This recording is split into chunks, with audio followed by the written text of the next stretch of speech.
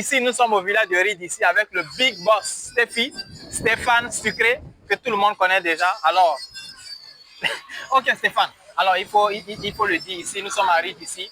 J'ai goûté vraiment, hein, je ne sais pas les concocter vraiment de riz, c'est vraiment extraordinaire, on ne sait même pas comment expliquer. Merci.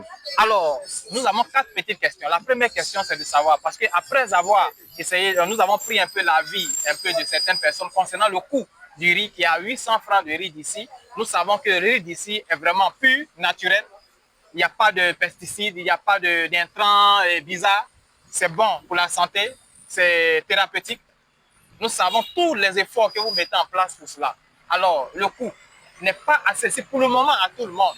Quels sont les moyens que vous mettez à votre disposition pour que demain, ce coût-là puisse être accessible à toute la population, à tous ceux même qui sont les plus démunis? D'accord.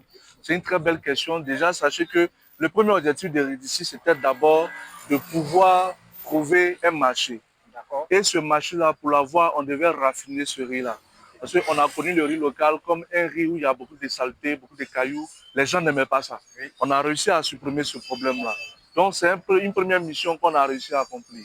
La deuxième mission, c'est de pouvoir avoir le riz en quantité. Parce qu'il faut dire aussi que quand l'Ivoirien aime ton produit, il faudrait qu'il soit en quantité. Parce que s'il paye toi une fois, deux fois, trois fois, et après tu es en rupture, il arrête d'acheter avec toi. Donc la deuxième mission, c'était de produire en quantité pour pouvoir avoir le produit disponible. Donc, cette deuxième mission a été accomplie. Nous sommes dans la troisième mission maintenant, qui est de pouvoir baisser les coûts.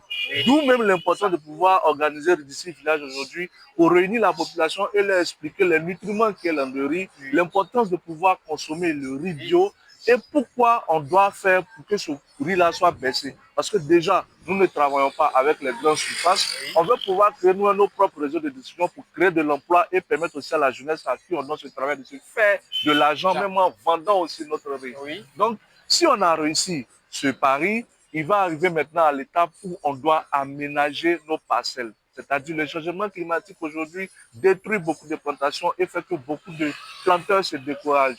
Donc le problème d'eau, une fois qu'il est réglé, croyez-moi, le riz va descendre même jusqu'à peut-être à 600 francs. D'accord, merci beaucoup Stéphane. Alors la deuxième question, c'est de savoir, aujourd'hui certains jeunes qui vous suivent ou certains entrepreneurs pensent que la vie est aussi facile. Ils pensent qu'on se lève d'un pied et on saute de l'autre côté, on a réussi. Ils ne savent pas que ce sont des chemins, des péripéties, des difficultés qu'on échelonne et on arrive là où nous sommes souvent. Alors, est-ce que tu peux nous citer 3 bonnes difficultés que vous avez rencontrées jusqu'à aujourd'hui? La difficulté d'abord, c'est le problème de financement. Aujourd'hui, beaucoup sont les entrepreneurs qui abandonnent leur entreprise parce qu'ils commencent